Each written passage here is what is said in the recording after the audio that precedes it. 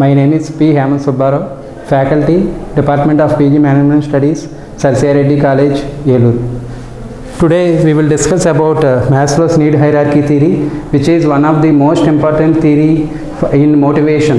So it is proposed by Maslow, and he told us that human needs act as most motivational for attaining their motivations, and he identified 5 types of needs for every human being. The first one is physiological needs, second one is safety needs, third one is social needs, fourth one is self-esteem needs, and the last one is self-actualization needs.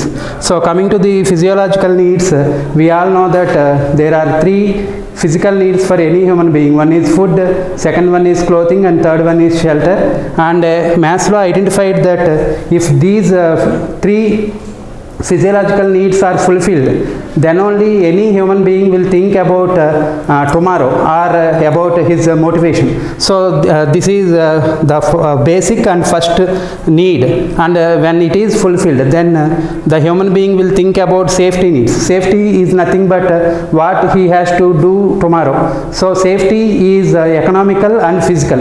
So if there is no economical safety, he cannot acquire anything, and without money he cannot do anything. So any human being who want to be motivated should always think about his economical situation as well as his physical conditions like food, as well as his health, wealth, and each and everything. And after satisfying safety needs, he will go for or he will think about social needs, that is family, friends, his position, or his in the society. All these things comes under social needs, and when these social needs are fulfilled, then only he will think about the fourth need, that is the self-esteem need. Self-esteem is nothing but his position and his power in the organization. So when his there is no problem for his safety, for his family, or for his position, then he will think about his power in the society or power in the organization, and he will always think about how to get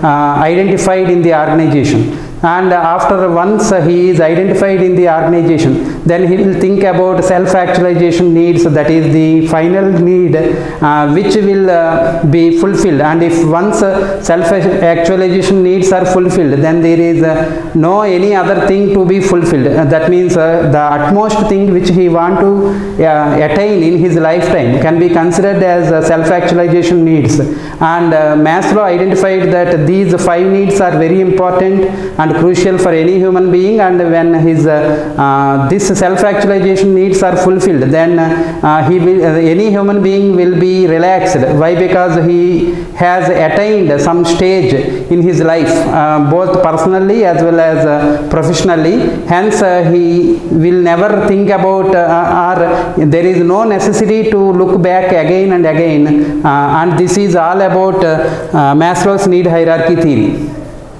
Thank you.